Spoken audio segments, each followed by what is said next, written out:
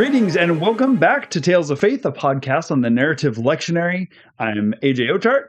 My pronouns are he, him. We apologize for missing all of, well, basically Epiphany. But we're back, baby! Right. Yeah! Somebody's really jazzed to be here. And it's Callie. I am Louise Ochart. My pronouns are she, her. And I do apologize again that we have missed out on all of Epiphany, but I had a second job. So, and this is episode 431 for the first Sunday of Lent on February 22nd, 2026. Whew, that's a lot of numbers. Mm-hmm. It's a good thing I'm a teacher. Though we are recording on February 17th, Mardi Gras. So if something major has happened between when we record and when you listen, we obviously cannot and will not be addressing it. Today we're talking about John 11, and we'll be using the New Revised Standard Version Updated Edition with our own edits to degender references to God, which I don't think refers to this. So let's get started with context.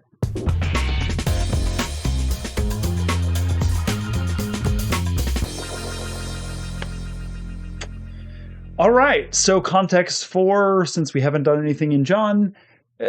John's Gospel, the fourth Gospel, likely written probably at the end of the first century up to maybe like middle of the second century.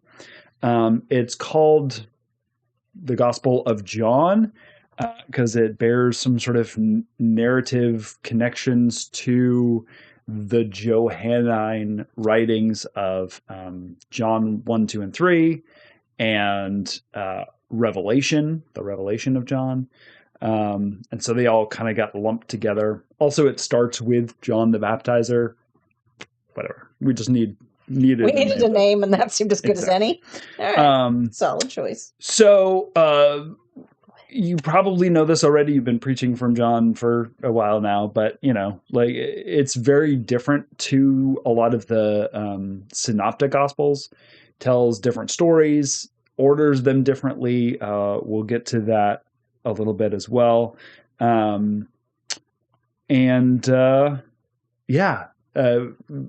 A lot more imagery, a lot more sort of metaphorical conversation, a lot of dialogue, which has been really interesting. So there you go. Overall, we've been seeing not only through the Gospel of John, but like in the narrative lectionary, we see this sort of growing tension between Jesus and the religious authorities. In John's Gospel, the word used for those religious authorities are the Jews, which is kind of unfortunate in sort of through the lens of sort of anti-Jewish rhetoric that used John's Gospel specifically to say that there's, it's all their fault. That may also be one of the reasons we think this is a later gospel is because of that it may well have been sort of growing anti-Jewish sentiment in the Roman Empire, meant that the Christian community wanted to sort of distance themselves from the larger Jewish population. But anyways, we have this sort of, again, growing tension with the Jewish authorities. It begins really with Jesus cleansing the temple, which John's Gospel puts at the very beginning of Jesus's ministry, some 3 years before the events that we're talking about today. And at that point, they want to start killing him, but now that it's sort of been ramping up all the way through. So we'll go to sort of last time on Tales of Faith. So last Sunday, we preached from the story in John chapter 9, where Jesus heals a man who was born blind from birth. There's this sort of internal argument about whether Jesus is a sinner or a saint. And it really sort of falls along class lines. That you have the elites who are saying, "Oh, obviously he's a sinner because he does these things. He's engaging in sort of literally unclean practices. He's making mud and smearing it on people's faces, but." He's doing so on a Sabbath, which counts as work, so he's a sinner double. Like, we don't like him, type thing. And then you have this nobody, unnamed person who was born blind, who almost plays the role of a disciple himself. He says, this is amazing. I think he's a prophet. He's done these amazing signs. So I think that there's something special about him. And then on Ash Wednesday, we'll have read from the text on Jesus as the Good Shepherd, using this metaphor and image of Jesus as a shepherd, which he ends with this statement that I and the Father am one.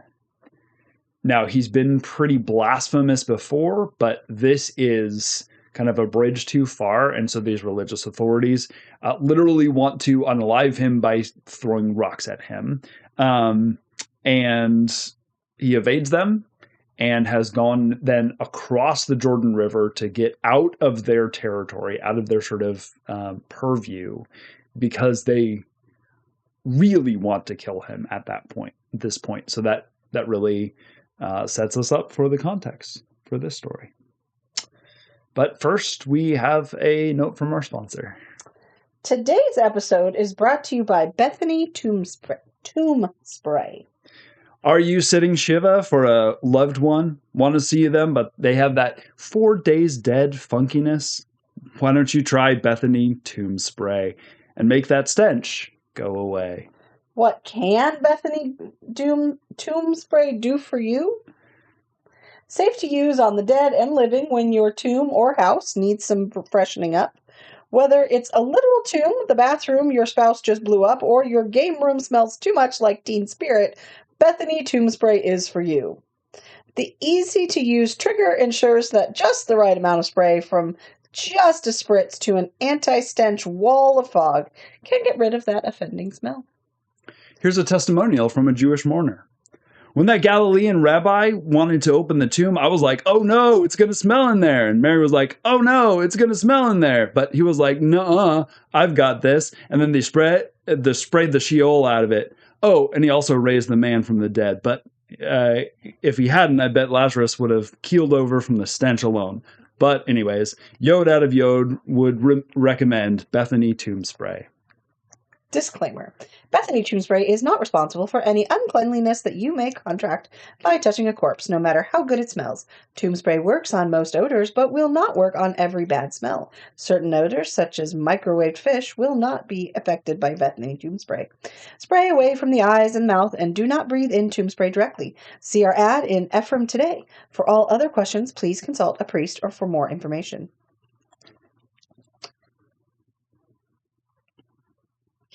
Just crack yourself up. I do.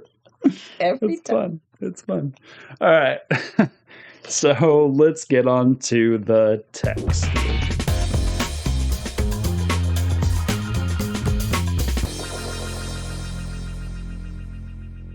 Text me. All right. So, section 1, John 11, 1-6, urgent message. Now a certain man was ill, Lazarus of Bethany, the village of Mary and her sister Martha. Mary was the one who anointed the Lord with perfume and wiped his feet with her hair. Her brother Lazarus was ill. So the sisters sent a message to Jesus, Lord, he whom you love is ill. But when Jesus heard it, he said, this illness does not lead to death. Rather, it is for God's glory, so that the Son of God may be glorified through it. Accordingly, though Jesus loved Martha and her sister and Lazarus, after having heard that Lazarus was ill, he stayed 2 days longer in the place where he was. Cool. All right, so several things that we've got going on. these characters of Mary, Martha, and Lazarus are unique to John's gospel. So that's an interesting thing. We've got a certain man who was ill, Lazarus of Bethany. From the village of Mary and her sister Martha, we did just have that story of Mary and Martha, the famous, like Martha's working and Mary's sitting at his feet as a disciple, which has caused lots of women lots of anxiety and has been used to structure power and say certain things about the rightful place of women and stuff like that. I always feel like poor Mary got the short end of the stick. She was just trying to get all Martha. She was just getting all the stuff done. Yep. I always identify with Martha. We also have a sort of foreshadowing. So it's Mary was the one who anointed the Lord with perfume and wiped his feet with her hair, which is a story that has not yet been related in John's gospel, but later will be. And they send word to Jesus that he whom you love is ill. So we'll start there with sort of that stuff. Have we met Lazarus? And first of all, I cannot say that name. Lazarus. I know, I can't say it. I know it's hard. Lazarus. Yeah. I can't say it. Anyways, have we met him before now? Is there any context for him being... Okay. No, this is the first time we've... I didn't think so, but... Yeah. It's just the way that it's... He was just written into the third season. I don't know. They just sort of like... But it seems like he's, one of those people that we're supposed to know. Yeah. Yeah. I'll always love it when it starts with a certain man. A certain right, a certain man. You can tell me more? Really super important. Tell me more. Tell me more. Did he die? No. Yeah, so he's really important to the story, but we don't know anything about him. Haven't really heard anything about him. And frankly, outside of this one little section in even John's gospel, we don't hear much about him. This is going to be like part of the meta conversation around this story is that I mentioned before that in John's gospel, Jesus cleanses the temple or exorcises the temple early on. In the other gospels, that plays the role of this is kind of the straw that breaks the camel's back. This is the thing that directly leads to Jesus's death at the end of the week. For John's gospel, it's not that, it's actually the resurrection of Lazarus. Plays that role of the religious authorities are like, oh, this we is bad. have to do something about this. Yeah. So that's kind of interesting. But other than that, sort of references to, hey, this is the guy that raised Lazarus, so we should kill him. Also, we should kill Lazarus as well. But we have had the story of Mary and Martha. Yes. Okay. That's in chapter 10, I believe. Yeah, that's in chapter 10. So it's not that long before this one. And maybe he's mentioned in there, but he does not play a vital role. Okay. Certainly. Yeah. Though he is sort of referred to as the one that Jesus loves, which is an interesting, it's an interesting sort of statement. Yeah. There. Well, it's like it could kind of go either way. Like, oh, this is somebody you love. This is somebody you care about. Remember, and just is like, no. Oh yeah, sure, that guy. Sure, okay. Or it's like they're trying to sell it. Yeah. Or it's because it is interesting that we don't really have any other information about him. Mm-hmm. And the village is referred to as the village of Mary and her sister Martha. Right. So it's Lazarus of Bethany. Right. So it's Bethany. The village of Mary and Martha. Yeah. So they're reminding the reader, oh, you've heard of these people before, but you've heard of them because of Mary and Martha, not because of Lazarus. Mm-hmm. Which is just interesting. Because generally things would not be you wouldn't put a story about women first. Right. Like in this time period, this would not be, that would not be the most memorable thing. Right. Now, let me get back to that first, just to finish up the Lazarus thing. This sort of the one, he whom you love is ill. We will have in a little bit, especially in sort of the farewell discourse, the beloved disciple, or the disciple that Jesus loved. So there is, there is a sort of interpretation, a way of reading this to say he does actually play a role throughout the rest of the story, referred to as the disciple that Jesus loves, which some suggest is the writer of the story. So interesting. So that's another possibility. So wait, some people suggest that Lazarus was the writer of. Well, so the disciple that Jesus loves, right, comes up several times, right, especially in the end of John's gospel, right, and it makes sense that might be actually the author.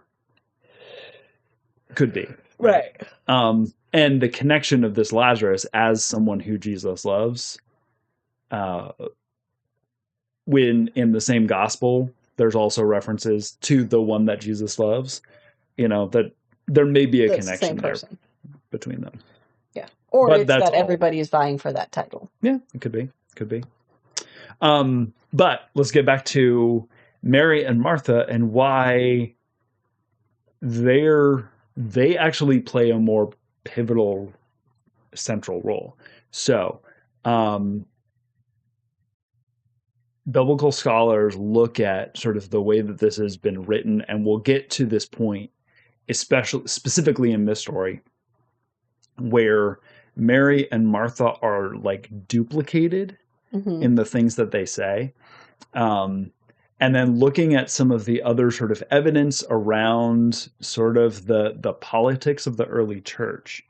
Right. This is the idea that it was one person that was split into two, and yeah. So the theory goes that this is in fact Mary Magdalene, or Mary the Tower, like prominent leader within the early church, right, that was very specifically kind of downgraded in the early church because she was Peter, the pro-Peter group sort of came to the fore and then tried to sort of downgrade the Paul group, downgrade the Mary the Tower group. And one of the ways that Mary is sort of obfuscated is it's just Mary here. Mary is then split into Mary and Martha, and so it's just sort of this diffusing of her power in order to erase this powerful woman of the early church, which is a really interesting sort of lens through which to see why would you refer to it as the town of Mary and Martha, because like this is. Mary's the shit. Like Lazarus, sure, he's cool. He got resurrected, but Mary is super cool. Like people know who this is. Also, the fact that she's the one who anoints Jesus. So like that's so significant that it's a narratively we're told that she does this before we've told her. Right. Been told that she does it. Yeah. Because that is Jesus's anointing. He is the anointed one. He's Messiah. He's the Christ in John's gospel because Mary anoints him. Yeah. So it's a vital role. That's one of the few stories that is shared across all of the gospels. In some of them, she's referred to as Mary. Sometimes she's Mary Magdalene. And just the woman in Bethany. Right? Yeah, or the woman in Bethany. Again, some obfuscation. But there's also strong statement in, I don't remember which gospel it is, but whenever the story of me is told, we will tell this story in remembrance of her. Right. Like, she is real. Like, this thing is really vitally important. And then as time has gone on, we just sort of, yeah. Sure. She washes feet. Anyways. Yeah, no, I think it is. It's an important detail that this is that it is referred to as their village, because of all those reasons, and so that it's just another reminder that women played an important role, and we have downplayed them for centuries. Yep. Yeah. There was a very clear obfuscation. But back to the story at hand. You know, I just love the, like, oh, he's fine.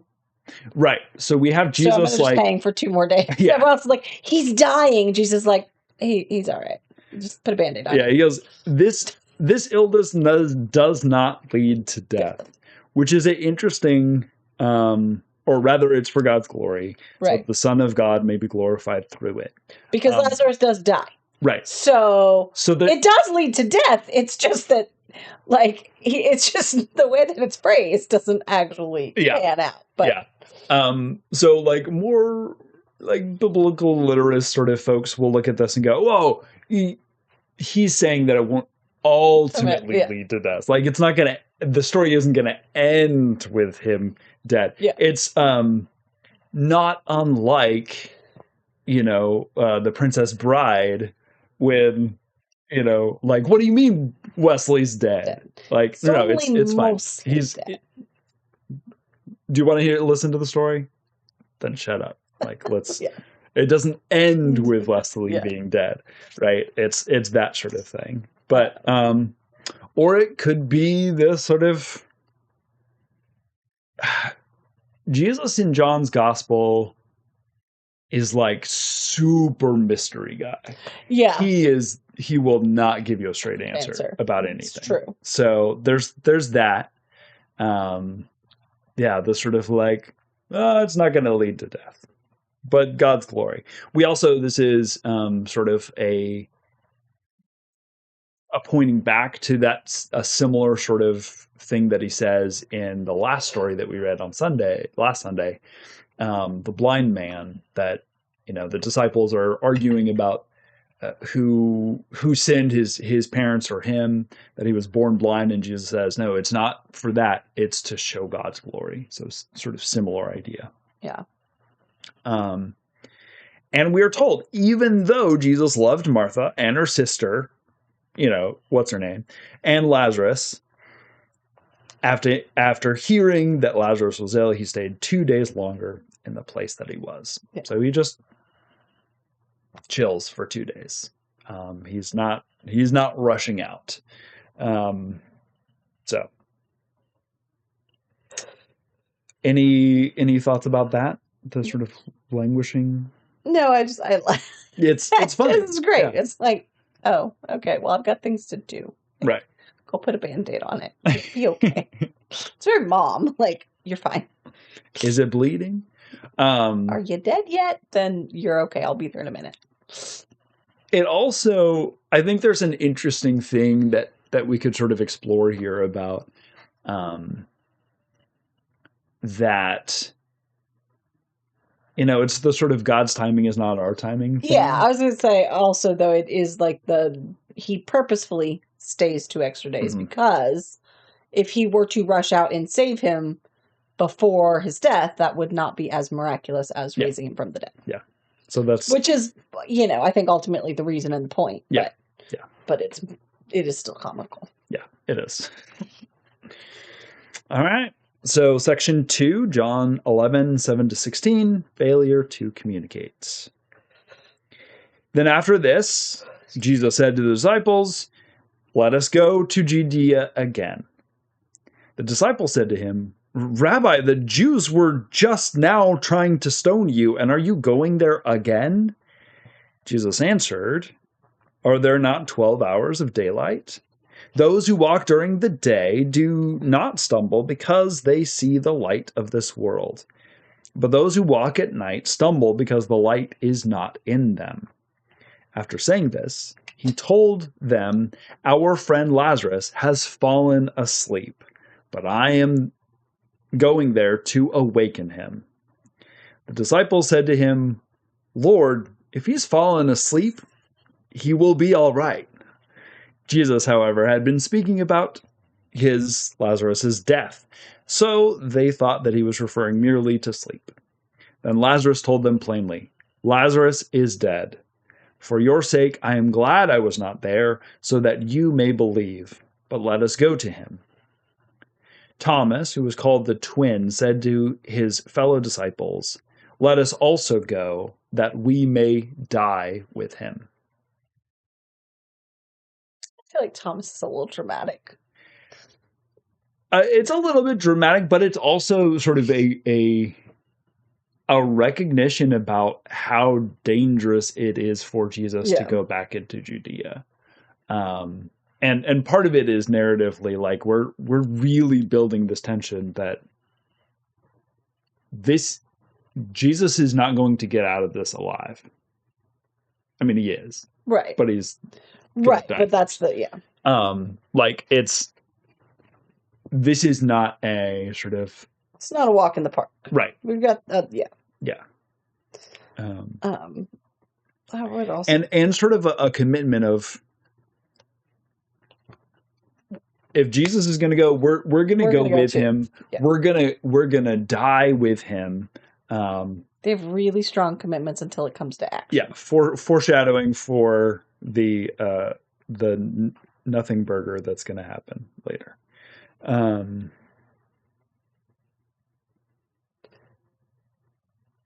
They were very much like the penguins. I'm going to go up to the cliff's edge, but we're going to just watch you jump and see what happens. Yeah, so starting from the top, let's go to Judea again. And then they remind him, right, the stakes are high. Kill you before. They were literally just now trying to stone you. We were just there. Yeah.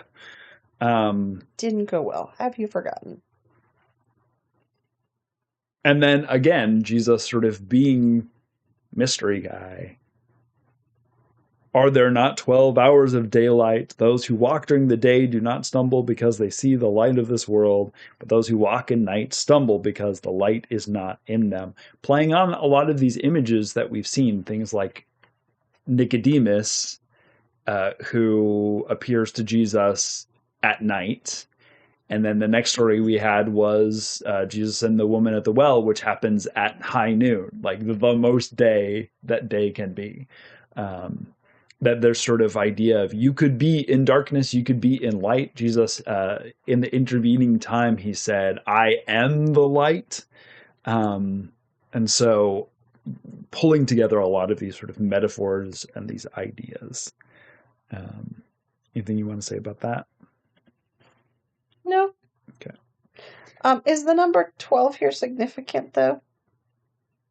It is interesting that it's, there are 12 hours of daylight. Okay. That doesn't actually have anything to do with those who walk in the day. Like, you don't need that sentence to make the rest of it make any more. It doesn't help anything else make sense. Right? Unless we're referring to the 12 disciples, or like, is there another reason that we've mentioned 12 hours of daylight? Do you know what I'm like? It's just an odd turn of phrase for no particular reason, because the point is you can walk, if you walk in the daylight, you can see, and if you walk at night, you can't. Yeah. It doesn't matter how many hours there are that you can walk. Yeah. Other than maybe sort of like there's a certain amount of time in which you can walk in the day. So we're in that time. So let's go ahead and do it. Yeah. I think that's kind of the idea. Okay. That there's going to be a time when darkness comes, and so then you can't do that. But we're not in that time now. which is then kind of also doesn't quite work, because then there's also this idea that some of us walk in the day and some of us walk at night, and so it's sort of like Right. Like that's what I'm saying. Like it doesn't. It's just interesting. It feels like there's a significance to the number 12, but I'm not Yeah. sure what it is. Yeah, it may. I don't know. I would be inclined to sort of think that it's more sort of time is running out. We've had several references at this point to, you know, when the temple guards tried to arrest him at the festival of booths, he escapes them because it's not yet his time. Mm-hmm. Sort of like that idea of it's not yet time, and here it's sort of like it's almost time. That is the sense that I get. But that's an interesting thought. I wonder, there may be something there to that. Yeah, I just wondered. It was just interesting. Yeah. Yeah. And then he's really bad at communicating what's going on. Sleep. Yeah. Our friend Lazarus is asleep, and they just did not catch the quotes. Yeah. If he's sleeping, he's fine. Like, this is not urgent. Yep. Did he just need a nap? His autistic disciples are like, okay, well, he's falling asleep. Great. Then, that's no problem. Great. Yeah. Probably help him feel better soon. Yeah, exactly. That'll be great. And rest. But it's kind Daniel Tiger, rest is best. There's an interesting sort of like, we as human beings, we are so quick to euphemize. Sure. Okay. Oh, death. Like we don't like to talk about death directly, so we have all these euphemisms of they passed on, they went to sleep, they went to a better place, like all these sorts of things. We don't want to directly say this, so there's kind of that. He's using this euphemism of falling asleep, which was common at the time. It's like, oh, he's fallen asleep, and they go, great, he's fallen asleep, no big deal. But at the same time, he's using it literally. Mm-hmm. He just recognizes that Lazarus needs a really big alarm. Yeah. Right? Because Jesus is saying he's asleep and I'm going to go wake him up. Mm-hmm. And the disciples hear he's asleep. Why do we have to go wake him up? Right. Right? But it's comical. Yeah. And it's true. Mm-hmm. And it's not true. Like, it's all the things all at once. Yeah. And we get, so interestingly enough, so he says he's asleep. Jesus says he's asleep. Disciples say, well, then somebody else can wake him up. And then from the author, as an editorial note, Jesus was talking about his death. Yeah. Right? In case you guys missed it. Which may be the sort of interesting, like, who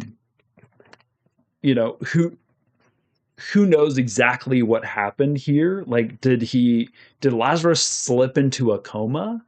Right? And they thought he was actually dead, but he wasn't dead. And then he woke up, like, literally, like, is Jesus here being literal? Like, this is what has happened. And then as the story sort of grows, no, Jesus literally raised him from the dead. And so now the author is sort of reclaiming this. No. He was talking about he was dead. Or did he, does he actually die and he's been raised? Or is it, like, again, is it a tall tale? Is it an accurate account of what happened? The important part is this, again, another sign. It's something that shows that there's something about Jesus. Yeah.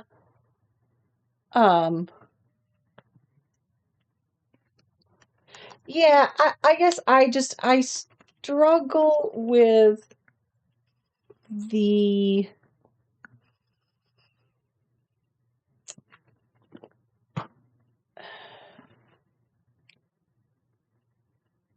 idea is not the right word, but this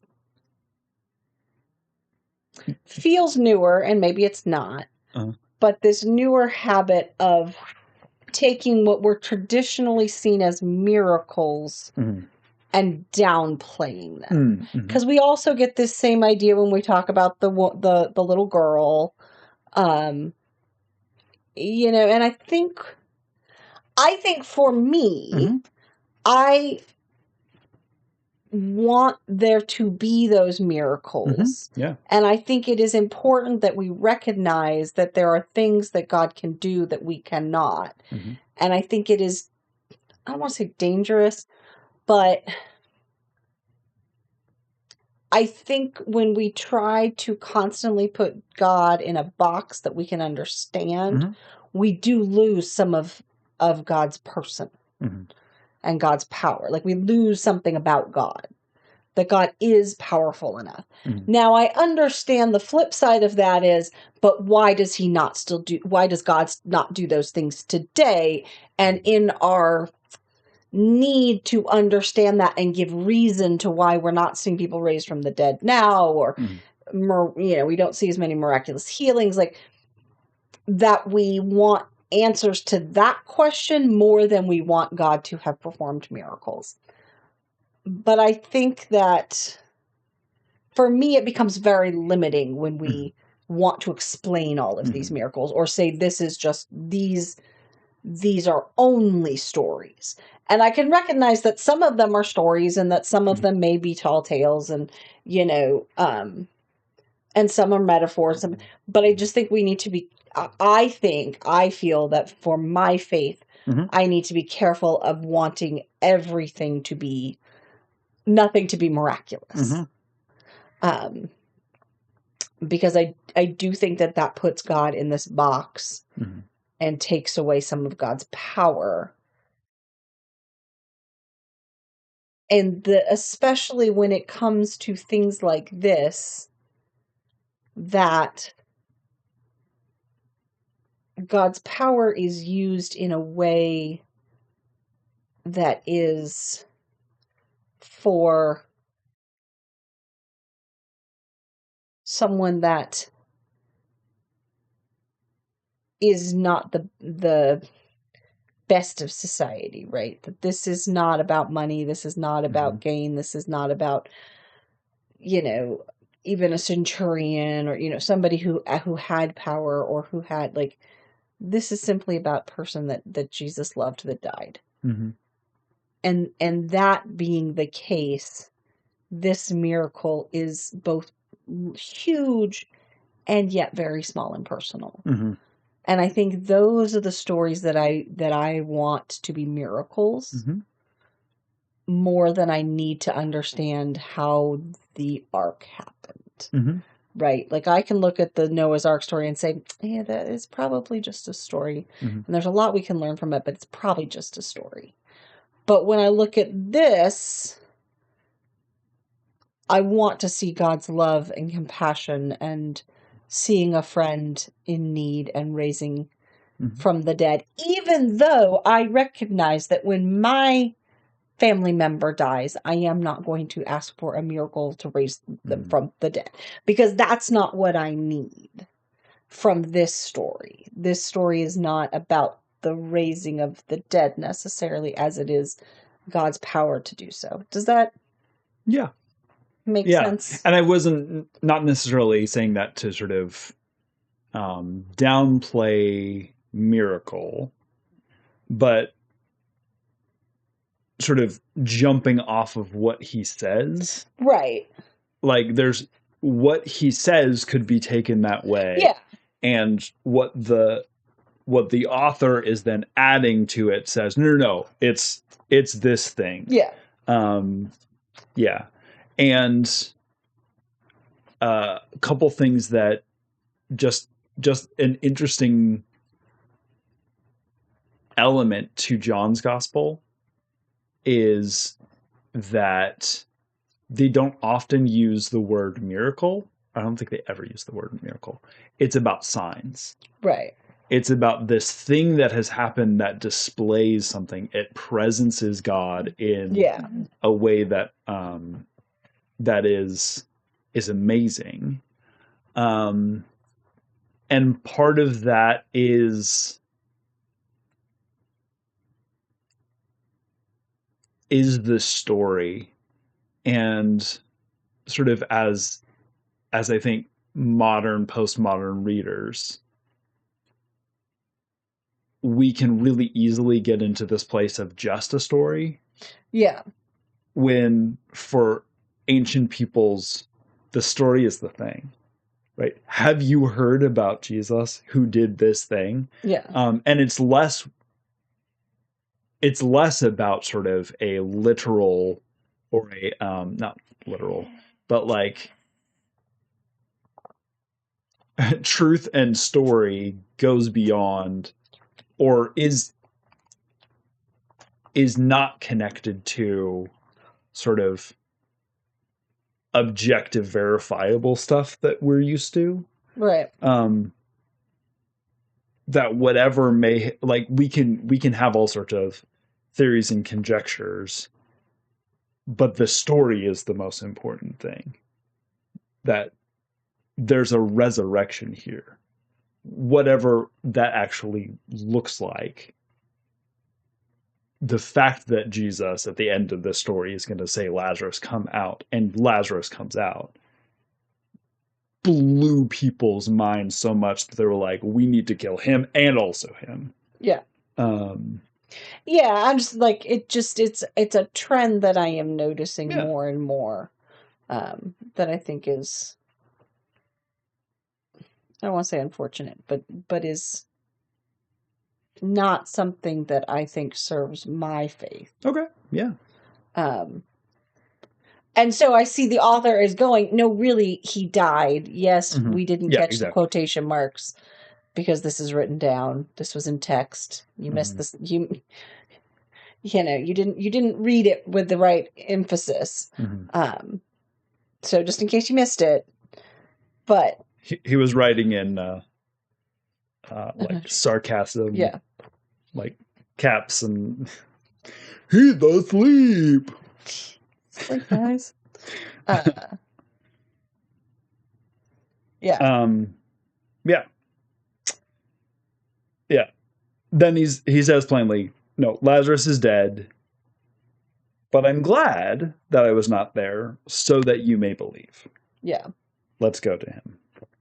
And it is so interesting, maybe not interesting, but this is another thread that I think that I see a lot is, it is not for the sake of Lazarus that Jesus is glad that he wasn't there so that Lazarus could be raised from the dead and he would feel great about that. It is so that other people can see. And I think that there are I feel like that happens frequently, is that it's often not necessarily about the person that Jesus healed so much as it is about the people that see the healing, who also are touched by the story, because we recognize that the person that's being healed is going to believe, right, is going to, you know, most of the time. And that is, and that these miracles, these healings, whatever the story happens to be, has a much larger outreach than the one person it is centered on. And it's almost the reminder that the one person that we touch with the love of God is not just affecting that one person. That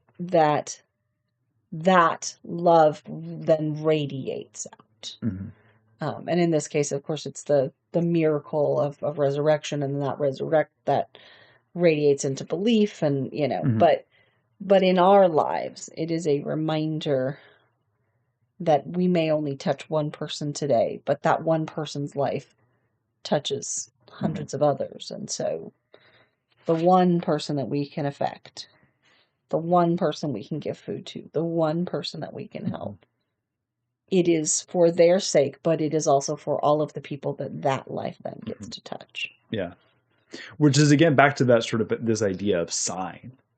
It's a sign. Yeah. It's a thing that signifies this greater truth, which is not just for the person. Yeah, and that's really, really going to be clear in this story. So an interesting note. So I misspoke before.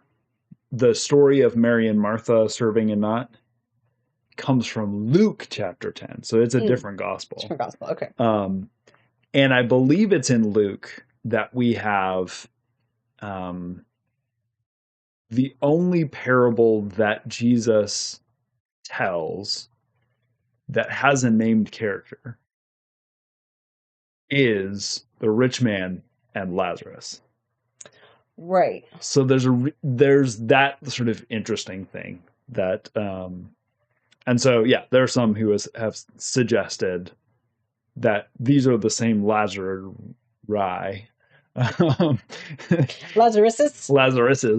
and that he went to the dead and then came back and told Jesus the story, and he's like, oh, I have got to tell that one. It's interesting, yeah. But anyways, but sorry, I had said it was earlier in John's gospel, and then I was like, wait, no, it's not. So at this point in John's gospel, have we met Mary and Martha at all? So this is the first time we've met Mary, Martha, and Lazarus. Cool, John. And we're sold on Mary by the thing that she hasn't done yet. Right. So. Right. Great. Yeah. But it's Yeah. It's a little yeah. I also just love how the Gospels just throw out everyone's nicknames all the time. Yeah. This is Thomas. We call him the twin. Yep. Cool. Couldn't we just call him Thomas? Yeah. And why do we have Peter that's called John? Couldn't we just call him Peter? Isn't that his name? No. Why don't we call people by their names? Yeah. I have 2 Margarets in my class. I call them Margaret 1, like Margaret with her last name and Margaret with her last name. This isn't complicated. We did not need to give everybody nicknames because that does not clear it up for anybody. Just saying. I don't remember Thomas being the twin in any other gospel. Yeah. So when else is Thomas referred to as the twin? No, the Oranges. But I feel like we have referred to Thomas as something else in some of the other gospels. Yeah. Just like everyone's got their own nickname. Well, and there's like when you have the list of the disciples, they're not the same across the gospels. No. It's like it's a mess. Yeah, we needed some more editors. They did not have a script supervisor here. But like these guys, these gentlemen. Which is also, again, an interesting just reminder of how rich and complicated and inconsistent our scriptures are, and that's kind of cool that we've got multiple perspectives and different things. And also nobody ever tells the same story the same way. Exactly. I can never get my kindergartners to tell me who was at one scene. They're like, I wasn't there. No, that person was there. Yes, they were there. No, they weren't. I definitely wasn't involved. 3 people said you were. Well, I was over there playing with. She wasn't playing with me. Somebody tell me what happened. Happens a lot in my life. Anyways, the nicknames just get me. Yeah, it's fun. All right, you want to do section 3? I mean, I guess. I think that's my job. All right. Section 3, John 11:16-27. When Jesus arrived, he found that Lazarus had already been in the tomb 4 days. Now Bethany was near Jerusalem, some 2 miles away, and many of the Jews had come to Martha and Mary to console them about their brother. When Martha heard that Jesus was coming, she went and met him, while Mary stayed at the home. Martha said to Jesus, Lord, if you had been here, my brother would not have died. But even now I know that God will give you whatever you ask of him. Jesus said to her, Your brother will rise again. Martha said to him, I know that he will rise again in the resurrection on the last day. Jesus said to her, I am the resurrection and the life. Those who believe in me, even though they die, will live. And everyone who lives and believes in me will never die.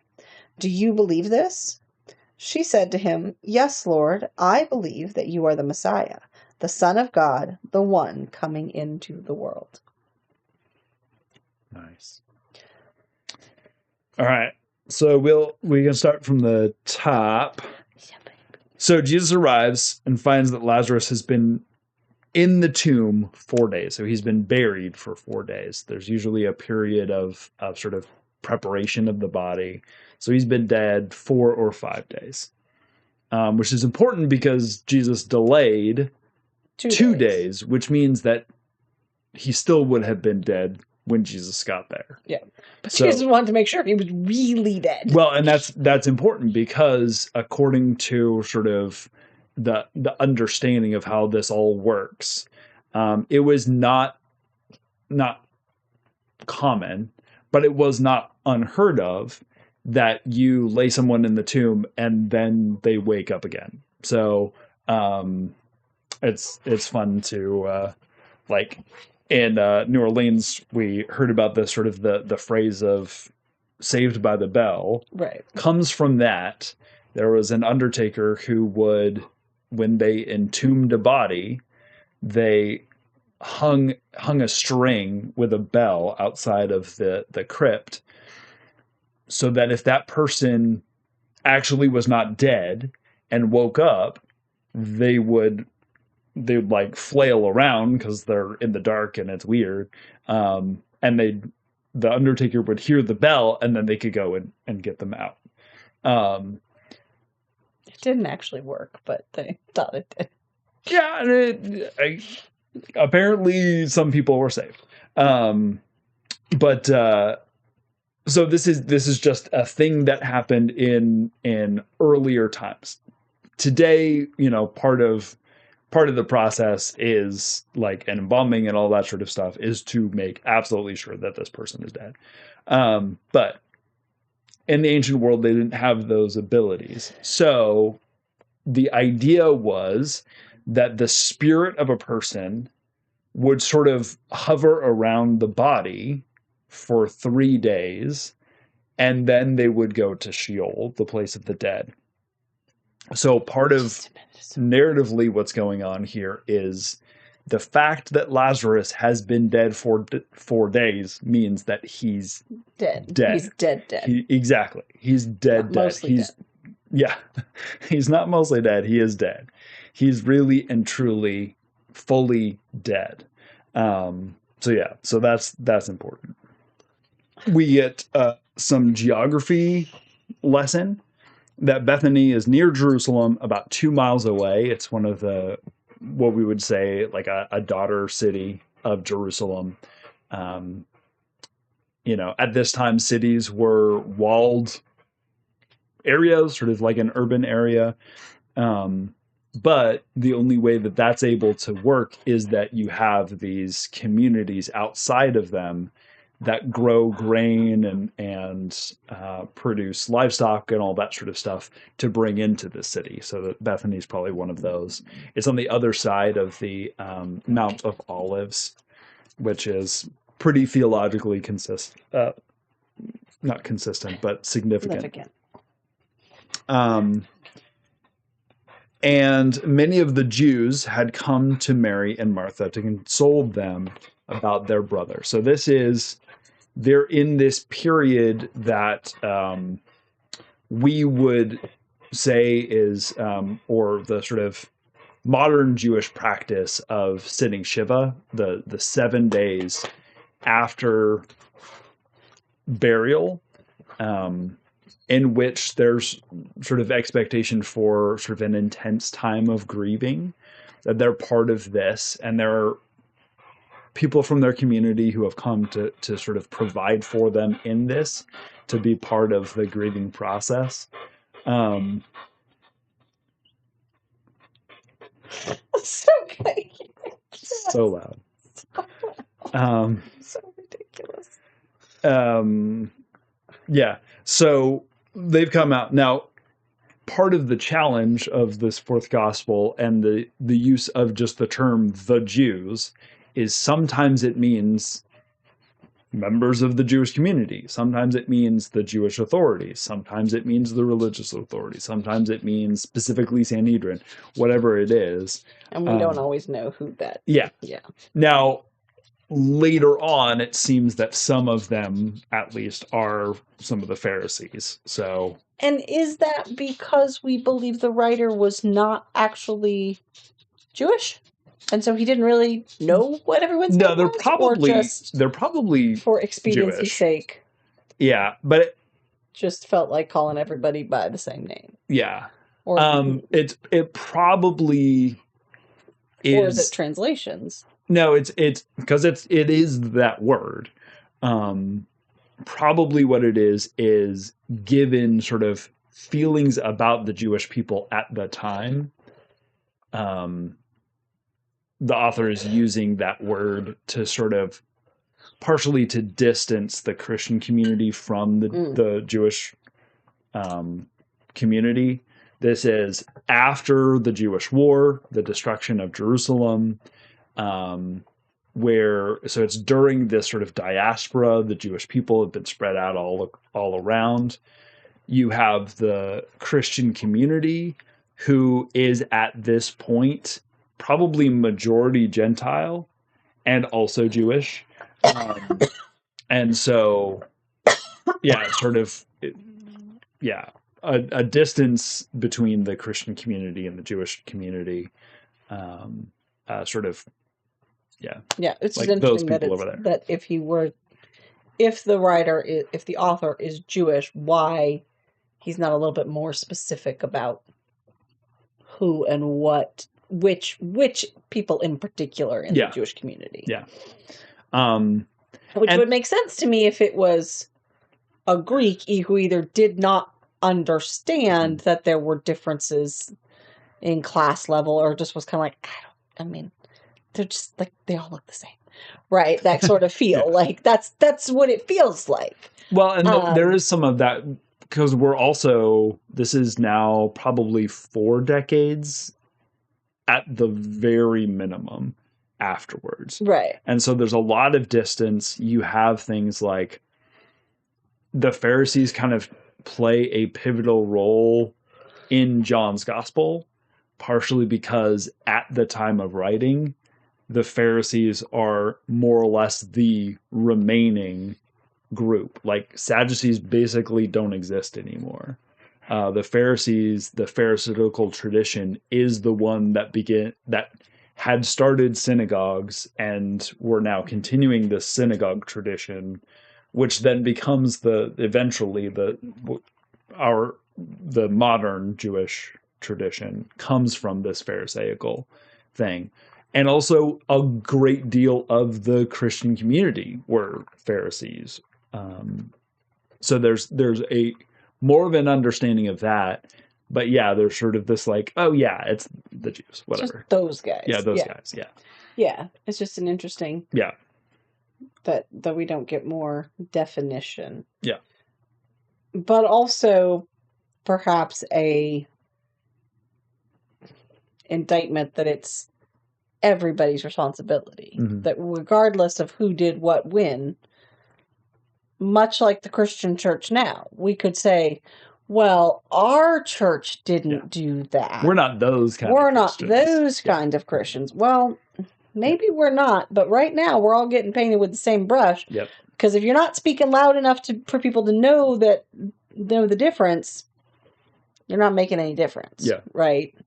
That there is a point at which it doesn't actually matter whether you did it or not. What matters is you were part of the group that did. Yeah. Yeah. So, anyway. So first we have Martha going out to Jesus. And she has this statement, Lord, if you had been here, my brother would not have died. Which is devastating. Right? Mm-hmm. This is It's an accusation. Yeah. It's not a statement. It's an accusation. And it's Why didn't you come? Why weren't you here? A familiar sort of feeling from those who have prayed for that healing that we were talking about earlier. Yeah. And didn't experience it.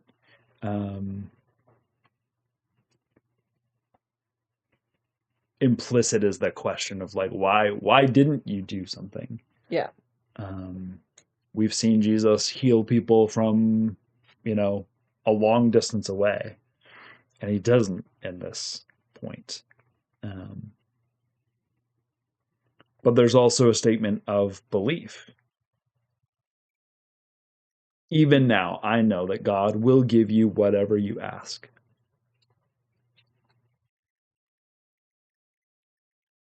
Jesus says, your brother will rise again. She says, yes, I know he'll rise again in the resurrection on the last day, which is a reference to that, again, Pharisaical tradition.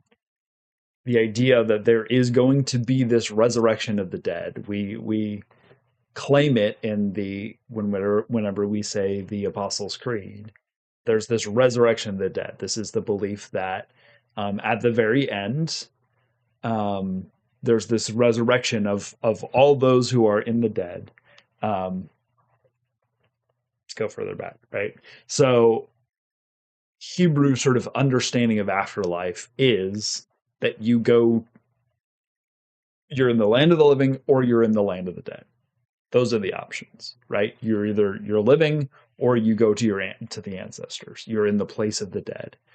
You're in Sheol. The Greek word for that is Hades, right? Yeah, I think so. But it's that idea. There is no sort of separation of good and bad. There's just the dead. You just go to the dead. That's sort of the base ancient sort of understanding. In kind of the intertestamental period, you start having these conversations, debates within the Jewish community of, we have this theology, we have this conversation of a God who rewards the righteous and punishes the wicked. We yearn for this, we long for this. The prophets talk about it. We have it in Proverbs, we have it in Psalms, but we don't actually see it. And that is particularly poignant as they are under the Persian Empire, the Greek Empire, the Roman Empire, the Babylonian Empire, these people who they look to and say, I mean, we've got some problems, but seriously, them? Like, they are horrible. And so you have this sort of like growing cognitive dissonance of, we have a God of justice, and it feels like God rewards the righteous and God punishes the wicked, but we don't actually see that happening. Right. So they start to sort of develop this idea that there will be a judgment. We see that, like, this is not even just intertestamental. We see this in the prophets, the sort of idea of the day of the Lord, when God will go to the dead and raise everyone, and then there's going to be a final judgment. And that horrible person who, while they're horrible, seems to be raised to the heights of power and, despite all of their, horrible abuse of children and all sorts of other people, get to be presidents and CEOs and all that sort of stuff. Imagine if hypothetically that was the case. They prosper, right? But in the resurrection, they will then encounter punishment, and primarily that punishment is what happened, or what they did. So the idea of, oh gosh, I don't remember it. Hinnon, the Hinnon Valley. There's several different, anyways. It'll come to me. Maybe that is Sheol.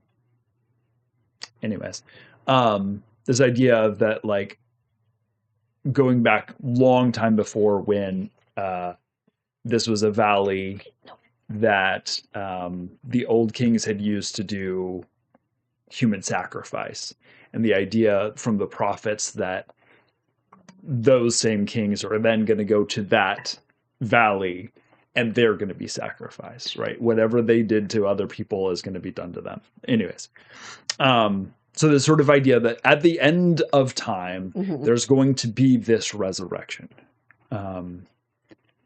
Everyone is going to be raised, and then there's going to be this final judgment, and then there's going to be this period in which God's righteous will then continue. So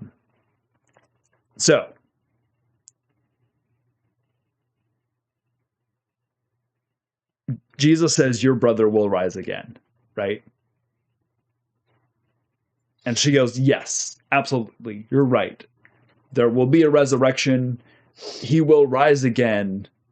Great, right? And it feels like this sort of pat answer that we so often like to give at funerals of like, oh, you'll see your loved, you'll see them again. Unless you're a really horrible preacher who, anyways, tells them they will only get to see them again if they're Christians. Right. Yeah. Totally Okay. Yeah. But there's a grant out there that is whether that's hope or manipulation. So yeah, I'll see him again on the resurrection on the last day. And then Jesus then here twists that. I am the resurrection and the life. Though some texts don't include that life, just I am the resurrection. Mm-hmm. Like this thing that you're waiting for, I'm it. Those who believe in me, even though they die, will live, and everyone who lives and believes in me will never die. Do you believe this? And she says, yes, Lord, I believe that you are the Messiah, the Son of God, the one coming into the world, which is a really stark declaration of who Jesus is. And I believe this is the first, this sort of clear one in John's gospel, which comes from Martha/Mary. And so again, in that sort of this interpretation that this is all kind of this Mary the Tower who's been obfuscated, part of it is this powerful declaration from Mary Magdalene is then diffused to this other person, like Martha, other person. Yeah. The one coming into the world also references back to the beginning of John. Yep. Yeah, absolutely. Yeah, which just struck me. Yeah. And as just an interesting side note, so this title of Son of God is used often. We talked about this last year in Luke's gospel in a way that almost lifts Jesus to a contrast to the Son of God, Augustus Caesar, Son of God, Son of the gods, right? As this sort of like, you have an opportunity to serve. There are two masters. There are two lords. There's Caesar and Jesus. Which one are you going to serve? But here in John's gospel, a later and higher Christology, the sort of Son of God is more, has a new meaning, has a new sort of much closer to what we think of when we say Son of God, the sort of like the one who emanates from the divine, the word that has been made flesh. So No, but it also occurs to me that those who believe in me, even though they die, they will live. Because later we get the idea of dying to oneself so that we can live in Christ. Dying to our human nature so that we can become the beings that God wants us to be, right? That we try to die to self to live for God. And also the idea of resurrection and to a lesser extent even the reminder that we never truly die because we touch people. And as long as those people continue, then we live on in them. So I think that there's a lot of layered meaning there. Yeah. I think is really interesting. And that's a really interesting sort of throwback to very early sort of Hebrew theology, which likely started very much like that sort of almost ancestor worship type thing. Part of the reason why we look back to these patriarchs who came before and matriarchs to a certain extent is that we were carrying on their story. Yeah. They're buried with their ancestors type thing. Yeah. Ready to move on? Section 4, John 11:28-37. Jesus wept. When she had said this, she went back and called her sister Mary and told her privately, "The teacher is here and is calling for you." And when she heard it, she got up quickly and went to him. Now Jesus had not yet come to the village, but was still at the place where Martha had met him. The Jews who were with her in the house, consoling her, saw Mary get up quickly and go out. They followed her because they thought that she was going to the tomb to weep there. When Mary came where Jesus was and saw him, she knelt at his feet and said to him, "Lord, if you had been here, my brother would not have died." When Jesus saw her weeping, and the Jews who came with her also weeping, he was greatly disturbed in spirit and deeply moved. He said, "Where have you laid him?" They said to him, "Lord, come and see." Jesus began to weep. So the Jews said, "See how he loved him." But some of them said, "Could not he who opened the eyes of the blind man have kept this man from dying?" So lots there. I think something though that is so interesting to me is I wonder if Jesus was not actually expecting this. He's not expecting everyone to be so upset. Right? Because he's like, interesting. "Oh, you guys are all crying. Oh, you didn't realize you that didn't get the plan. Yeah. I'm so sorry. Yeah. I did not clearly communicate the plan of what was going to happen here today." And also the reminder that perhaps Jesus hadn't experienced a lot of death, and that death for Jesus was a very different thing, right? If we're talking about a God, we're talking about God's Son, who's a God, who is God. Death is not death, right? And this is not an equal exchange, but it's like an elf, an immortal, who's never experienced death before. There's no context there. And then Jesus realizes that, "Oh, you guys think this is permanent. Oh, you didn't realize that I was gonna," and that deep realization and that sorrow for the sorrow that they are feeling, I think is so it's never struck me that way before, but hearing it read, it feels like that Jesus is caught off guard by the sadness and the passion of everyone else. Whether that's because he because Jesus doesn't completely have a full on death is so different, or because it was like, oh shoot, you guys, sorry, you didn't get the memo, right? And then he breaks down weeping, and that, that Jesus wept has always been a really grounding and important scripture, I think, for so many reasons, but it is that reminder that Jesus understands emotion and sadness, and so I'm not downplaying that in any way, but it just, I don't know, it just felt a little bit strange when hearing you read it. It just seemed almost like he didn't expect this. Yeah, that's an interesting reading. And it could, it could totally be 100% off base. It was just interesting hearing the way that it is written in this particular context. Yeah. He doesn't cry because Lazarus is dead.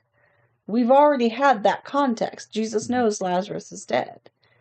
It's not over Lazarus's death that he's weeping. He's weeping for the sadness of his friends. And whether that's out of like not fully understanding how it would impact them, or like there's 100 reasons why that could be. I think that there is something almost lovely about the fact that Jesus is weeping for his friends. Yeah. And not for himself. And I think, so thank you for that sort of like different look at that, to call attention to that his weeping is a reaction to theirs. And it's interesting because you tend to emphasize Jesus's divinity, and I tend to emphasize his humanity. And I look at that, and that it feels so deeply human that he's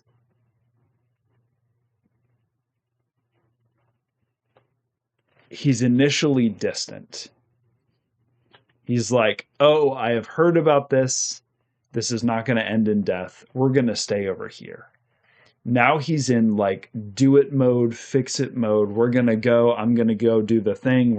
I'm going to talk to Martha, and we're going to go through this whole thing.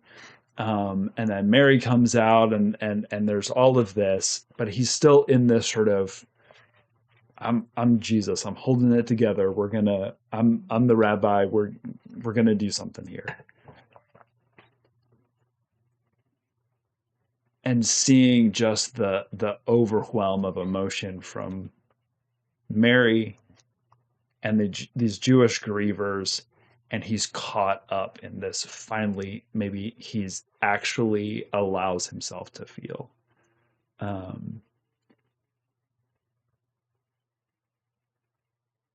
And that's something that I like deeply recognize as someone who gets to be a part of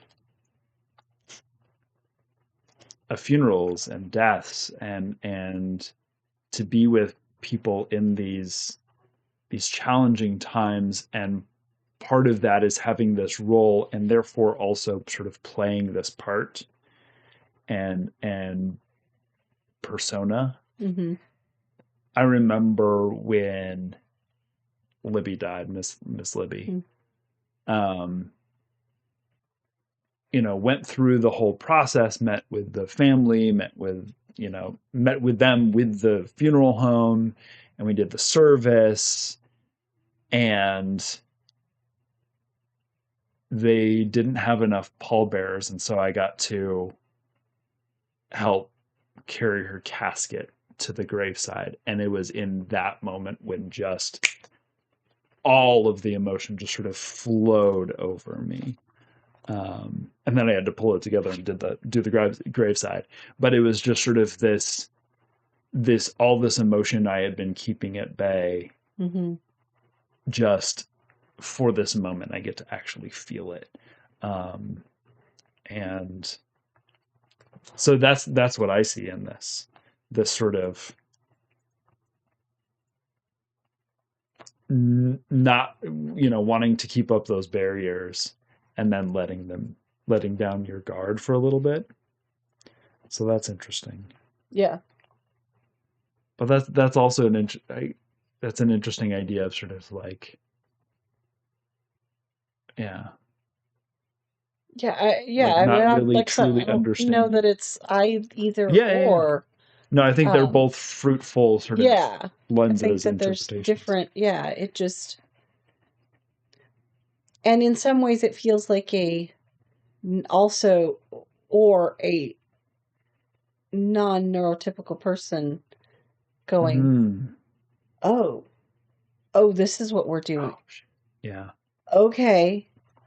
Oh, I'm like that dawning realization of what death and sadness and like grief is and means and how to express it. And Yeah. because, I mean, no one's a person until they're a person, but in some ways I feel like that these experiences for Jesus also have to be seen and understood through the lens of Jesus as God, and Jesus as human, and Jesus being outside of time, and then being linear, like that there was an existence that Jesus has and knew about prior to him walking the earth, and those experiences are totally different.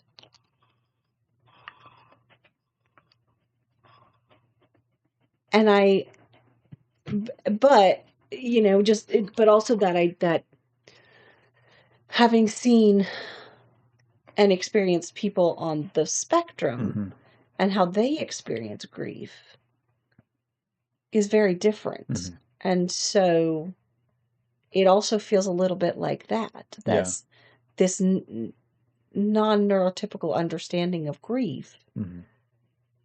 And not that I mean, I think I have always felt that like I said, the scripture Jesus wept has always been, I think it's just so, very grounding and almost foundational for me, because it is a reminder that Jesus felt and,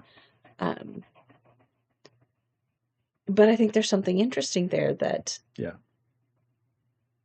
or just even somebody experiencing and understanding grief for the first time. Although, is Joseph dead? Because I feel like we never talk about Joseph again. So possibly Joseph. John's Gospel never talked about. No, Joseph, but I mean, ever, like in general, I don't feel like we ever really get Yeah. anything else about Joseph. So maybe Joseph died.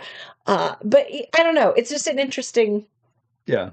Yeah, I think there are a lot of ways that you can, which is another, which is a really beautiful part of Scripture, is that you can often look at it and get different things, and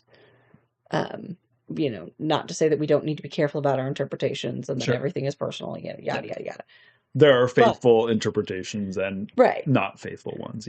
But when we look at something like this, what serves you and your faith in this moment and in this time in your life? What part of that speaks to you? Yeah. And thank you for bringing up the sort of non-neurotypical thing. I've been kind of mulling over this idea of Jesus as autistic. That I think there's some real fruit there of sort of ability to see the world in a way that justifies all of the patterns of power that that everybody's just sort of caught up in. And I hadn't necessarily thought to connect it to this in particular. Yep. Go ahead. No, I also think it's interesting that when Jesus begins to weep, immediately the people around go, see how he loved him. And we're told at the beginning, this is the one that you loved. Jesus never says that. Right? It's everyone else saying that. I just, again, it's just sort of like they've attributed Yeah.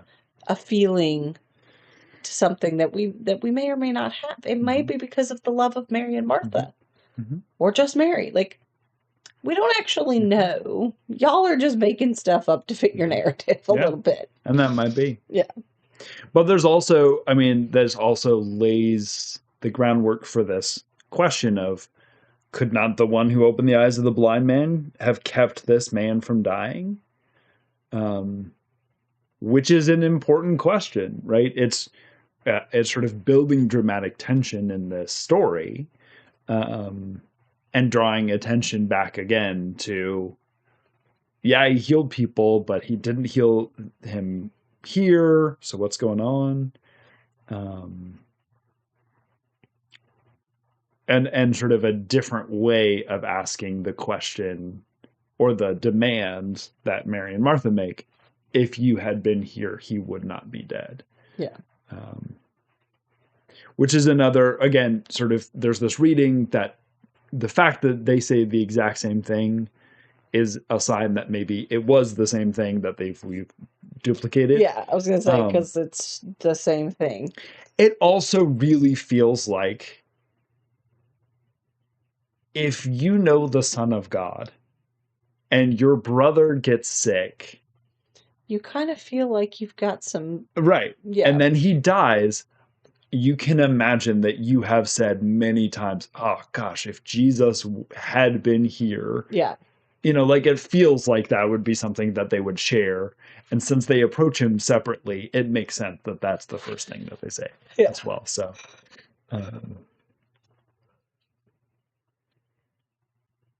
and everything, the narrative is driving towards the tomb. Yeah. Section 5, John 11:38-44. Coming out party. Then Jesus, again greatly disturbed, came to the tomb. It was a cave, and a stone was lying against it. Jesus said, "Take the stone away." Martha, the sister of the dead man, said to him, "Lord, there is already a stench, because he's been dead for 4 days." Jesus said to her, did I stutter? No. Did I not tell you that if you believed, you would see the glory of God? So they took the stone away, and Jesus looked upward and said, "Father, I thank you for having heard me. I knew that you always hear me, but I have said this for the sake of the crowd standing here, so that they may believe that you sent me." When he said this, he cried with a loud voice, "Lazarus, come out." The dead man came out, his hands and feet bound with strips of cloth, and his face wrapped in a cloth. Jesus said to them, "Unbind him and let him go." All right. So Jesus has raised somebody from the dead,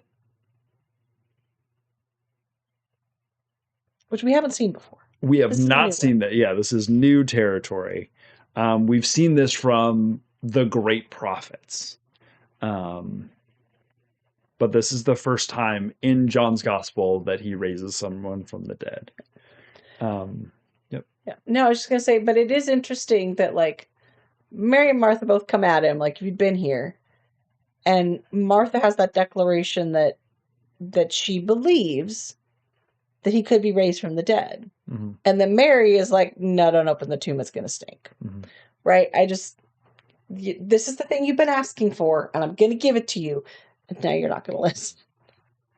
Like, just, how often does that happen? Yeah, right. Right? But I wanted it this way. I wanted you to heal him before he died, and you didn't do that. That would have been a lot easier. It'd be a lot less stinky. This would have been a lot less work. I didn't have to make so many casseroles. Like, why didn't you do it the way I wanted? This is the outcome I wanted, but it's not the way I wanted it. Right. But it's just there's that little bit of lack of faith there of, I'm not going to open a tomb because it's going to stink. Right. Like, what are you going to do? He's dead already. Right. Whereas we just had Martha say in Jesus's response to responding to Jesus, who just said, I am the resurrection and the life. And she responds, I believe that. And it's Martha who says, Yeah. Lord, there's a stench. Yeah. So So, it's just it's just an interesting yeah, but I do get the sense that there was a little raised eyebrow of like, did you not hear me? Did I stutter? Did I not say that? Was words coming out of my mouth, right? And I'm Jesus, and y'all believe I'm Jesus, y'all believe I'm the Son. Okay, so do the thing I'm asking you to do. It's gonna be fine. Right. It's dramatic. Yeah. And we also have this sort of, again, back to what we were talking about before, that this is not for the benefit of Lazarus, but it is very much for the benefit of those who are gathered here. Yeah. And it is explicit because Jesus says, Father, I thank you for having heard me. I know that you always hear me, but I've said this for the sake of this crowd, all of these people standing here. I'm saying so that this they for may you believe. guys. Yeah. And again, back to this, sure, it's a miracle. Sure, it's an amazing thing that happens. It's a sign. It signifies God's presence here in this place. It is a presencing of God here in this place, that this amazing thing has happened. It tells us something about Jesus. It tells us something about God. It tells us something about all of this. That's the important part. That's the thing that's gonna get people killed. Yeah. And he comes out, hands and feet bound with strips of cloth, and his face wrapped in a cloth, like standard sort of burial process. Again, there's a little comedy relief here. Yeah. It's a mummy sort of thing. And he's like, unbind him. Like, let him go. He's all tied up. What's going on? It's fine now. Yeah. And this is again, so I think later we have this in the verses after this. This is a sign that cannot be opposed, I think. There's this, like, we thought it was cool when he fed a bunch of people. Right. And then he healed some people. But somebody who was dead is now alive. Yeah. This is like rumor mill of Jerusalem is going to be going on overdrive, right? Everybody's talking about this thing. And that's why it's so significant. As well as these sort of like overtones of Jesus has power over the dead as well. As well as these other things, and puts him on the echelon, like on the level with, like, this is Elijah and Elisha level stuff. This is not even, I don't know. Amos was cool. He said some cool stuff. Shepherd vibe. He had some harsh things to say to the leaders, but he didn't raise people from the dead, right? We are in some pretty new territory. Yeah. Well, not new, but like, this is top tier prophet territory. And, and then you also have this person who's now going to be walking around saying, like, he raised me from the dead. Yeah.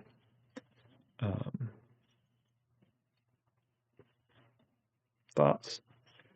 No, I mean, I think that's sums it up. Yeah. So rest of the story, a couple things we have. So some of the Jews who are here and see this eyewitness account, they go to the rest of the Jewish authorities and they say, this thing has happened. And this is where again, they've been trying to kill him for the whole gospel. But now it is Which, to be fair, is only 11 chapters, but right. But it John is pretty long chapters. Like, we can't just let this go. We have to kill this guy. And this is the point at which not only so they have to kill Jesus, but they also have to kill Lazarus because he's a witness to this thing. And this is where we have this sort of interesting scene where Caiaphas, serving as the high priest for the year, he has this thing, like they're all arguing about it, and he says, you're foolish. It is better for one man to die than for the whole nation to die. Ultimately, their concern is keeping status quo because Rome is allowing them to exist as a Jewish people. yeah. And this is going to be very disruptive. This could lead to the diaspora that would happen a few decades later. Yeah, spoiler alert, they didn't stop anything. It didn't, right? But you also have these sort of, the writer of John here sort of connecting this to, like, he was speaking prophetically. He didn't know what he was saying, but he would, in effect, like, the idea of this, the theological thing that is going on here, in this one, it is better for this one man to die so that all the nation will be saved, right? And all the people will be saved. That's what's going on here. So there's that. We'll also have, soon after this, the triumphal entry. Jesus comes into Jerusalem. Now we're going to skip over that, and obviously come back to it later. Yeah, that's gonna, we'll come back Can't to get it there in too Palm early Sunday. in Lent. But during the season of Lent, Narrative Lectionary is now, we're going through sort of Holy Week and what happens there, and the sort of farewell discourse. We'll be doing that through the season of Lent. So next week will be in John 13 and Jesus washing feet. So, and sort of Last Supper type of thing. Which then, that brief moment when every pastor thinks, "Ooh, could I do this with the congregation?" And they we're realize doing that it on Monday, Thursday. Yeah. We're going to tell everybody it makes well ahead of time. everybody uncomfortable. Yep, and that's the point. But yeah. I'll preach a sermon about that next week, and etc. I'll let you know you're going to be uncomfortable in a few weeks, so get used to it now. Exactly. All right. So, speaking of preaching, what are we talking about for this one? I mean, I think we're just going to talk through the story. I think, again, just knowing my kids, I do think we'll spend some time on the emotionality here. Yeah. I suspect that some of these kids are going to be experiencing the loss of a loved one in the next couple of years. So I think that perhaps some exploring of what those emotions are, and what kind of comfort can be driven and what kind of comfort or derived. What kind of what can we find comforting? And the knowledge that Jesus also experienced loss, I think, is comforting. Yeah. Far more than, well, Jesus resurrected some guy one time. Right. But that Jesus experienced the loss of somebody that he loved. And, and the seeing each other and all of that can be comforting, depending on how it's presented. But I think we might sit with that for a little while. And then, of course, the actual miracle, and the declarations of who God is, perhaps giving them some time to figure out what their declaration to Jesus might be.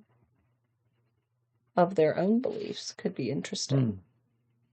And if there's something that they could build that would symbolize that. I don't know. Could be interesting. So, yeah. Yeah.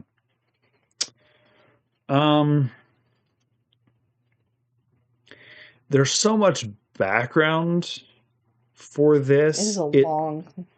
It's a long reading, and there's a lot of, the sort of theology of resurrection. There's all the Mary Martha stuff. Yeah. So it may be a more sort of didactic sermon, sort of teachy type thing, to sort of to get understand that. And it may be one of those where I sort of like walk through the story and just really sort of like live into and explore the story. Right now, there's not sort of a theme or thing that we need to hear, or that I'm hearing right now. Something that might be an interesting thing to explore is this being the first Sunday of Lent. We've just experienced Ash Wednesday. Arguably, Narrative Lectionary Committee, whatever, this might be a good text for Ash Wednesday because we're dealing with mortality, right? I get the shepherd thing for Ash Wednesday, but this one could work pretty well. Could always switch them. Not at this point. Bulletin's printed in 4 years. But to connect it to that idea of sort of mortality and resurrection, and what do we do with death? What do we do with death in light of this sort of understanding of resurrection that we have, that we claim, that we proclaim? But that doesn't mean it's not emotional. Mm-hmm. That doesn't mean that we don't grieve in the midst of that death. It doesn't mean that we don't have questions about where were you in this? Right.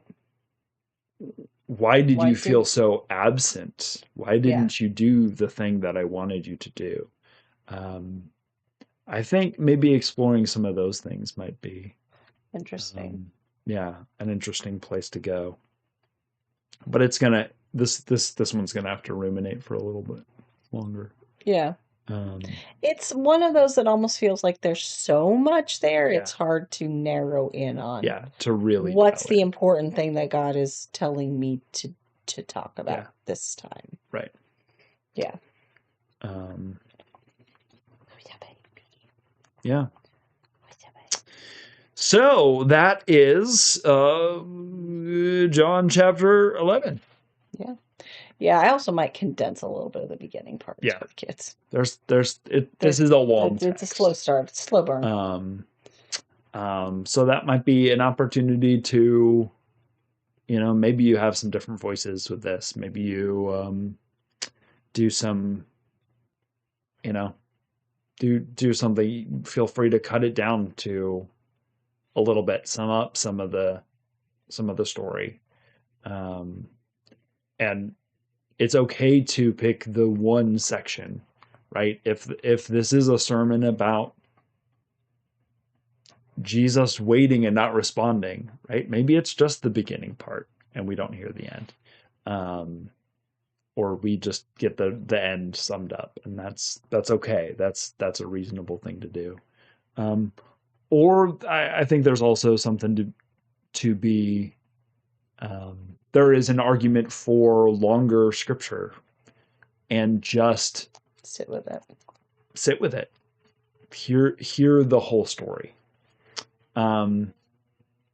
This is probably a rich place for a narrative sermon. and maybe even a dramatic sermon, right?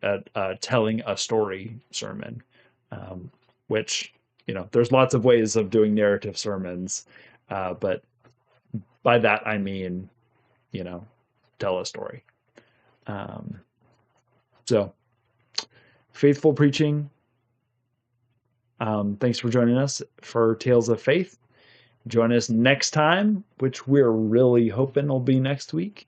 And we'll continue on this Lenten journey, and it'll be our Lenten discipline, I suppose.